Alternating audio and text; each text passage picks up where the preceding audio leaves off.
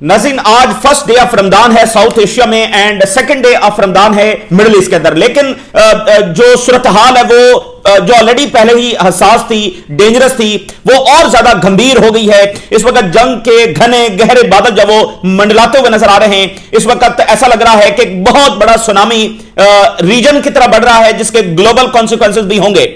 नाज़रीन, इस वक्त सीरीज ऑफ रिपोर्ट्स सामने आ रही हैं, रिपोर्ट्स का एक तूफान है और वो ये बता रहा है कि ईरान पर अटैक जो वो इमिनेंट है। और इससे पहले एक्सियस की रिपोर्ट सामने आई, कल रात हमने आपके साथ शेयर की, और उस एक्सियस की रिपोर्ट में ये बताया गया कि हमले का फैसला ऑलमोस्ट हो चुका है और वेरी सून ये हमला ईरान पर होगा।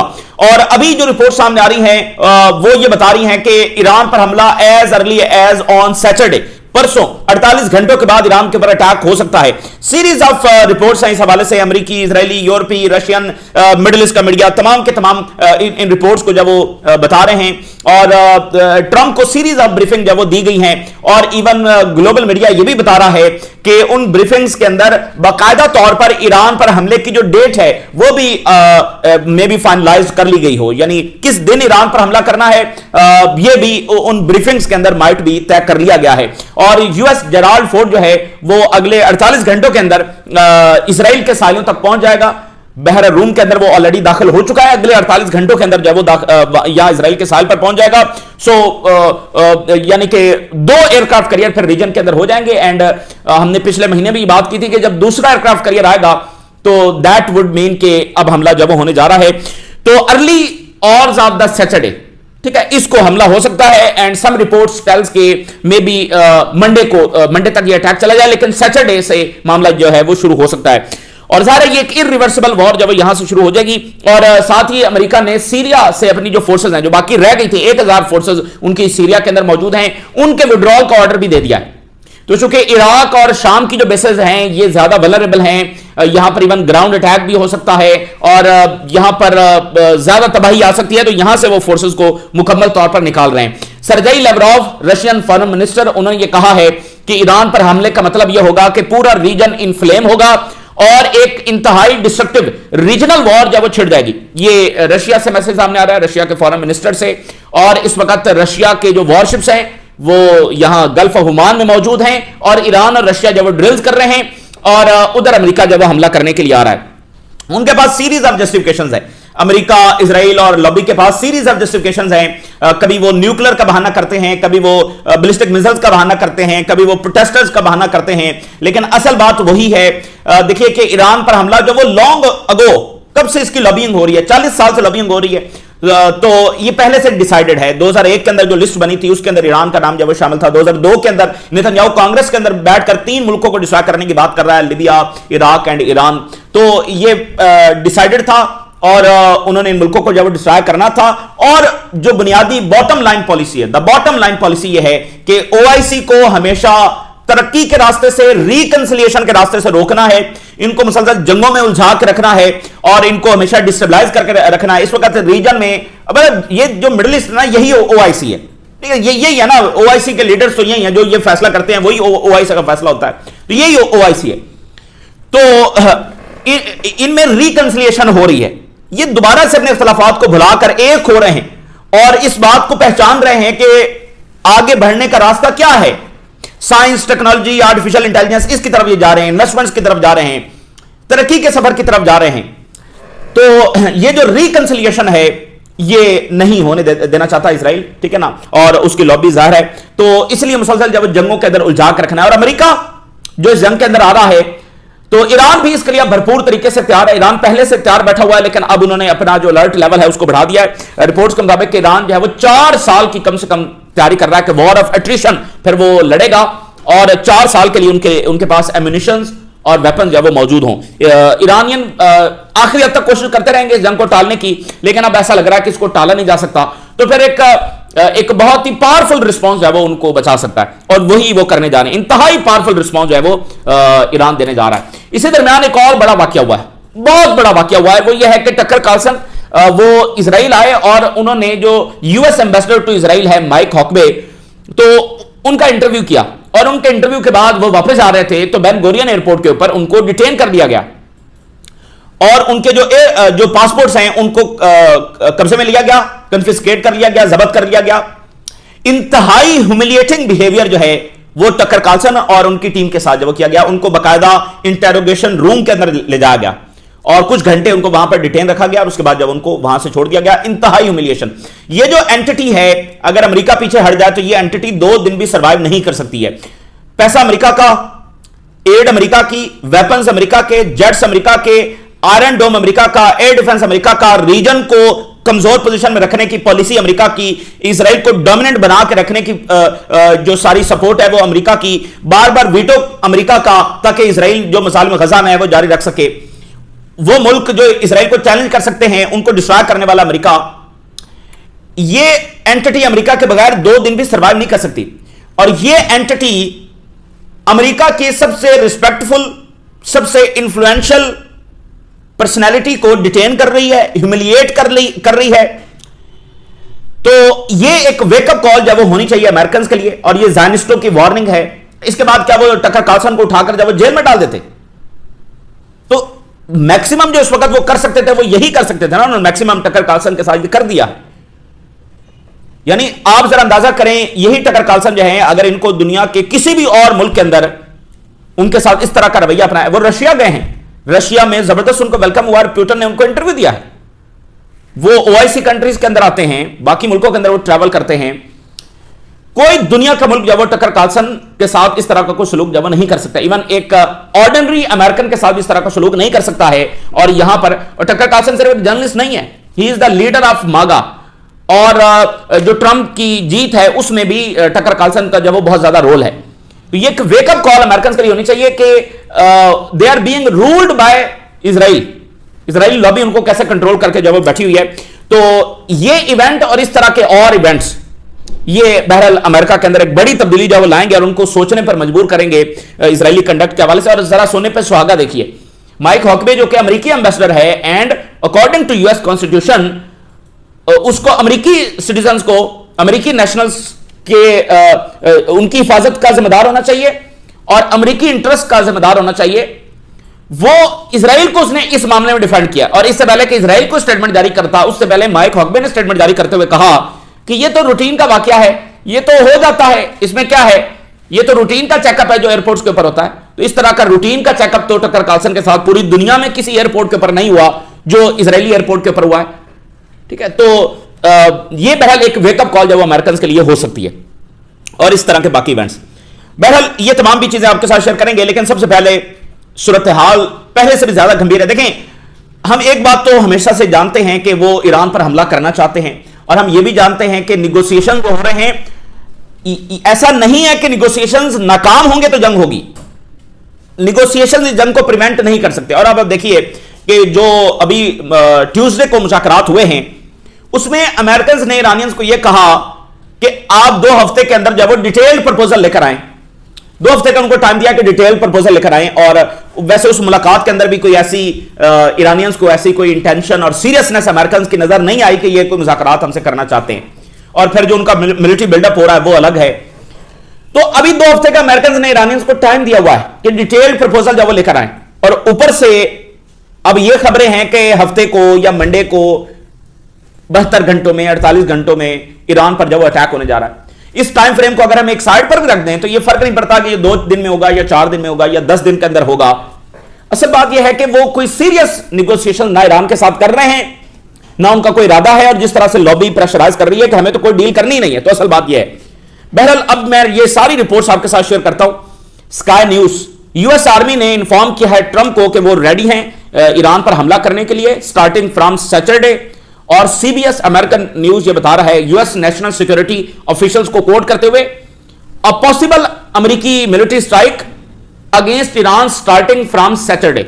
जुमेरात है आज और हम सैटरडे की बात कर रहे हैं, यानी अगले 48 घंटों के अंदर। सीएनएन, अब ये स्टॉर्म ऑफ रिपोर्ट्स हैं, सीरीज ऑफ रिपोर्ट्स हैं जो सारी दुनिया के मीडिया से और अमेरिकी मीडिया से आ रही हैं। सो सीएनएन ये बयान कर रहा है यूएस मिलिट्री बिल्कुल तैयार है ईरान पर हमला करने के लिए। कब? In the early hours of end of this week, end of this week यानी सैटरडे संडे।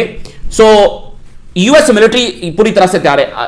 जब जनवरी में अटैक होना था ईरान पर, तो अमेरिकी मिलिट्री ने ट्रंप को बताया था कि इस वक्त हम तैयार नहीं हैं, अगर ईरान रिटेलिएट करेगा तो हम उसको रिस्पॉन्ड और उसको एब्जॉर्ब नहीं कर सकते। तो फिर ये जो अब्राहम लिंकन है, ये उधर खड़ा हुआ था साउथ चाइना सी में, उसको ऑर्डर किया गया कि वो आए। तो यानी अब ये जो अमेरिकी मिलिट्री बता रही है कि हम अब तैयार हैं, तो उसका मतलब यह है कि वो लंबा हमला भी कर सकते हैं और जो ईरान का जवाब होगा उसको एब्जॉर्ब भी कर सकते हैं। तो वो जो उनको बिल्डअप चाहिए था वो अब मुकम्मल हो गया। सो अब Russian media, US national security officials ने इंफॉर्म किया है ट्रंप को the date for the war on Iran, किस दिन ईरान पर हमला होना है, यह डेट भी वहां पर तय हुई है, डिस्कस हुई है, यह रशियन मीडिया बता रहा है। इसके अलावा top national security officials inform president that military is ready, और टाइम फ्रेम जो है वो मे बी एक्सटेंडेड, ये एनबीसी मीडिया रिपोर्ट कर रहा है। While the white house assess the risk of escalation, white house इस वक्त असेस कर रहा है कि इस एस्केलेशन का रिस्क क्या होगा, इसका नतीजा क्या निकलेगा, इसका डैमेज क्या होगा। Wall Street journal, Trump received several briefings on military options in case he decides to strike Iran. Several briefing जब वो ट्रंप को दी गई हैं कि ऐसा किया जा सकता है, ऐसा किया जा सकता है, ऐसा किया जा सकता है। और न्यूयॉर्क टाइम ये बता रहा है कि जेराल्ड फोर्ड, ये जो इजरायली कोस्ट है वहां पर डिप्लॉय किया जा सकता है, या फिर इसको ऑफेंसिव पर्पस के लिए अरेबियन सी या गल्फ ऑफ ओमान में भेजा जा सकता है। The military is now capable of protecting it's forces and allies from Iranian retaliation, यानी वो जो जनवरी में बिल्डअप चाहिए था, जो कैलकुलेशन थी कि अब हमारे वो अभी नहीं है, तो वो बिल्डअप मुकम्मल हो गया। तो अब मिलिट्री ने ट्रंप को ग्रीन लाइट दे दी है कि अब हम हमले के लिए तैयार हैं, और डेट भी उसमें तय हुई है। इसमें यह है कि वो ऑफेंसिव के लिए भी तैयार हैं कि कई हफ्तों पर मुबनी ऑफेंसिव कर सकते हैं, और जो ईरान के मिसाइल और ड्रोन्स आएंगे उसको भी अब्जॉर्ब करने के लिए तैयार है। वॉल स्ट्रीट जर्नल बता रहा है कि अमेरिकी नेवी को कोट करते हुए कि 13 डिस्ट्रॉयर जो है वो अमेरिका के यहां पर मौजूद हैं। और इसी दरमियान सीरिया से जो अमेरिकी फोर्सेस हैं उनके विड्रॉल का ऑर्डर दे दिया गया। तमाम फोर्सेस विड्रॉ करेंगी, लेकिन एक ही वक्त में नहीं, थोड़ा सा टाइम लग जाएगा। American forces are leaving Syria. Wall Street Journal बता रहा है कि 1000 फौजी अभी तक शाम के अंदर मौजूद है। एक तो उन्होंने पिछले हफ्ते जो बेस को छोड़ा था, जो जॉर्डन, सीरिया और इराक के उस बॉर्डर के ऊपर है, तो अब जो बाकी फोर्सेस मौजूद हैं दूसरी बेस के ऊपर, उसको भी वो छोड़ने का उन्होंने ऑर्डर दे दिया है। अच्छा, इसी दरमियान न्यूयॉर्क टाइम ये बता रहा है कि इजराइल के अंदर भी प्रिपरेशन जब हो रही हैं, possibility of carrying out a joint strike with United states. ये बड़ी इंपॉर्टेंट बात है कि इजराइल में ये तैयारी है कि ज्वाइंट जो स्ट्राइक्स हैं वो हो सकते हैं, यानी अमेरिका हमला करेगा एंड देयर इज पॉसिबिलिटी कि ज्वाइंट अटैक होगा, अमेरिका और इजराइल मिलकर जो है वो ईरान के ऊपर एक साथ जब अटैक करेंगे। वैसे इसकी पॉसिबिलिटी ज्यादा है कि अमेरिका और इजराइल जब वो ज्वाइंट अटैक करेंगे, क्योंकि वो ये यकीनी बनाना चाहते हैं कि पहले 24, 48, 72 घंटों के अंदर मैक्सिमम डिस्ट्रक्शन जब ईरान के अंदर कर दी जाए। इस वक्त इजरायली लॉबी इस तरह से पोर्ट्रे कर रही है कि बड़ी हिस्टोरिक अपॉर्चुनिटी आ गई है। मतलब लिंडसे ग्राम की बात सुने या बाकी इनकी बात सुने तो वो बार बार यही बता रहे हैं, सैकड़ों साल के बाद बड़ी हिस्टोरिक अपॉर्चुनिटी आ गई है, और वो इस तरह से पोर्ट्रे कर रहे हैं कि ये बड़ा आसान सा काम है, यू गो इन और बस आप बमबारी करेंगे और फिर बस इतने में तबाह हो जाएगा। ये छोटा सा काम है, बड़ा आसान सा काम है, और बस जाना है और वापस आना है। इस तरह से वो इसको जब वो पोर्ट्रे कर रहे हैं। और एस्टिमेशन इन इजराइल ये है कि ट्रंप एक ब्रॉडर अटैक जब ईरान पर करने जा रहा है, और इजराइल ने अपनी जो रेस्क्यू एजेंसीज हैं उनको हाई अलर्ट के ऊपर जब वो कर दिया है। और आज इजराइल की पॉलिटिकल और सिक्योरिटी कैबिनेट की मीटिंग होना थी, उस मीटिंग को जो है वो कैंसिल कर दिया गया है, और क्योंकि ये अजम्पशन है कि अगले 24-48 घंटों में अटैक हो सकता है, तो इस मीटिंग को जो आज होने वाली थी इसको संडे तक मुलतवी जो वो कर दिया गया है। सो सैटरडे को अटैक होना है, अगर वो ना हुआ तो फिर संडे को मुलाकात होगी और उस वक्त की सूरत हाल को जब डिस्कस किया जाएगा। आज जो मीटिंग इजराइल में हो रही थी उसको जब वो कैंसिल कर दिया गया है। रेस्क्यू टीम जो हैं उनको हाई अलर्ट के ऊपर किया गया, और इजरायली मीडिया बता रहा है कि यूनाइटेड स्टेट जब वो वेरी सून ये डिसाइड करेगा एक प्रोलॉन्ग्ड लंबा ज्वाइंट अमेरिकन और इजरायली अटैक। वाईटी इजराइल का मीडिया बता रहा है कि इजराइल ये बिलीव कर रहा है कि ट्रंप जो है वो एक large scale military attack Iran के ऊपर करने जा रहा है, और इसी दरमियान उन्होंने बताया कि यह हमला जब वो प्रोलॉन्ग्ड हो सकता है, मैसिव हो सकता है और डिवास्टेटिंग हो सकता है। इसके अंदर जो है वो मिसाइल प्लेटफॉर्म्स, ईरान की लीडरशिप और वाइटल इंफ्रास्ट्रक्चर को निशाना बनाया जाएगा, मे बी ऑयल इंफ्रास्ट्रक्चर को निशाना बनाया जाएगा। और जो 12 दिन की जंग हुई थी उससे भी ये कई गुना ज्यादा बड़ी जंग होगी, और उससे भी कई गुना ज्यादा लंबी जंग होगी, इजराइल का मीडिया बता रहा है। अच्छा, फिर रशियन मीडिया भी इसको कोट कर रहा है, इजराइल के अंदर क्या तैयारियां जारी हैं। रशियन मीडिया बता रहा है कि इजराइल ने अपनी आर्मी को इंस्ट्रक्शंस दी हैं कि वो ईरान के साथ जंग के लिए मुकम्मल तौर पर तैयार हो जाए, और जो कम्बैट अलर्ट है वो जारी किया गया है, और एयरफोर्स को, आर्मी को, बाकी यूनिट्स को और होम फ्रंट को, जिसने शेल्टर्स और हॉस्पिटल्स और ये सारा देखना है, उसको भी हाई अलर्ट कर दिया गया है। Instructions have been directed to emergency services, उनको ऑर्डर दिए गए हैं। Home front command, military body responsible for civil defence to prepare for war, यानी जो भी सिविल डिफेंस करना है ना, मतलब शेल्टर्स बनाने हैं, हॉस्पिटल्स हैं, बाकी जो मामलात हैं, खाने पीने की चीजें, सप्लाई चेन, मतलब रूटीन में मामला चलते रहे और सेफ्टी, ये सारा उनका होम कमांड करता है। तो उसको इमरजेंसी ऑर्डर जब जारी कर दिए गए हैं। हॉस्पिटल्स को, रेस्क्यू टीम्स को छुट्टियों से वापस बुलाया जा रहा होगा। इजरायली एयरफोर्स जो है वो इसमें हिस्सा लेगी, अज्यूम ये किया जा रहा है। और नेतन्याहू की जो 2-3 दिन पहले जो मीटिंग हुई, उसमें ये एस्टिमेट किया गया उस मीटिंग के अंदर कि हम अगर हमला करें ना करें ईरान पर, यानी अगर सिर्फ अमेरिका भी अटैक करता है ईरान पर, तो भी ईरान का पहला हदफ इजराइल होगा। सो इट्स बेटर कि हम भी ज्वाइंट अटैक करें। ये 2-3 दिन पहले जो मीटिंग हुई है उसमें एहसास किया गया है कि ईरान का पहला हदफ इजराइल होगा। हम हमला करें ना करें, अगर सिर्फ अमेरिका भी हमला करे तो फिर भी ईरान इजराइल पर ही अटैक करेगा, तो हमें ज्वाइंट अटैक जब वो करना चाहिए। फिर रशियन मीडिया ये बता रहा है कि मेजर वॉर अगेंस्ट ईरान जो है वो होने जा रही है विद इजरायली पार्टिसिपेशन, और ये बहुत जल्दी हो सकती है। ब्रॉड मिलिट्री कैंपेन जो कि कई वीक्स तक जारी रहेगी और फुल स्केल ये वॉर होगी। रशियन मीडिया, ये मैं पूरी दुनिया का मीडिया की रिपोर्ट्स आपके सामने रख रहा हूं कि इस वक्त खलबली मची हुई है इस वक्त, यानी ईरान में किस दर्जे की जो है वो तैयारी होगी। तो वहां पर यानी ईरान ने कहा कि मुज़ाकरात अच्छे हुए हैं, बात आगे बढ़ी है, और उसके 48 घंटों के बाद यह सूरत हाल बन गई है। चूंकि जो जो मुज़ाकरात की कोई कामयाबी की कोई ऐसी रीजन पैदा होती है या अपॉर्चुनिटी पैदा होती है, तो इजरायली लॉबी पुश करती है फॉर वॉर, ठीक है ना, वो क्योंकि मुज़ाकरात की कामयाबी नहीं चाहती है। सो जो अमेरिकी प्रेसिडेंट्स होते हैं उनके फैसलों को भी इन्फ्लुएंस करने का उनका एक पूरा तरीकाकार है।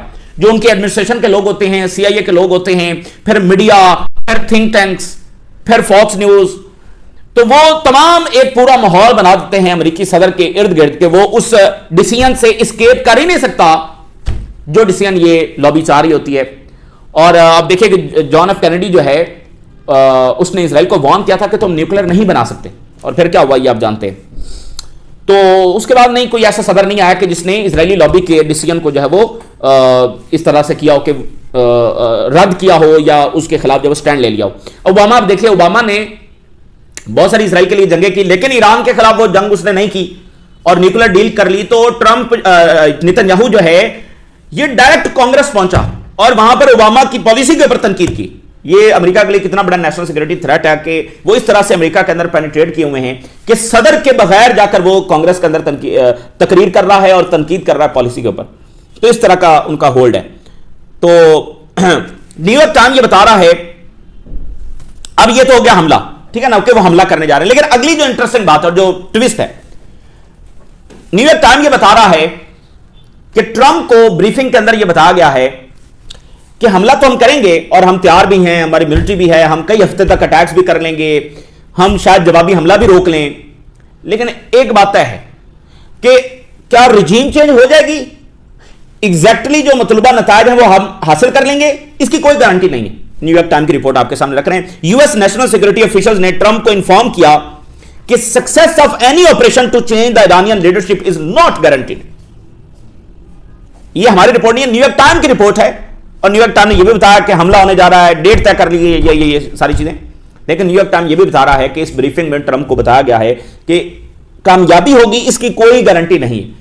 तो बात यहीं पर खत्म हो जानी चाहिए। और अगर एक समझदार सदर हो तो उसको सोच लेना चाहिए कि वो एक ऐसी जंग में जा रहा है कि जो अनकंट्रोलेबल नताज लेकर आ सकती है, जहां पर रशिया मौजूद है, चाइना मौजूद है, क्या पता वो किस हद तक जा सकते हैं। वैसे इस वक्त अगर अमेरिका को हमले से डटार कर सकता है, यानी दो चीजें, एक तो यह कि हमला होने के बाद रशिया और चाइना की इन्वॉल्वमेंट जब वो कितना असर डालेगी, एक यह है कि हमला करने से ही रोका जाए, डटार किया जाए, और वो सिर्फ रशिया और चाइना कर सकते हैं।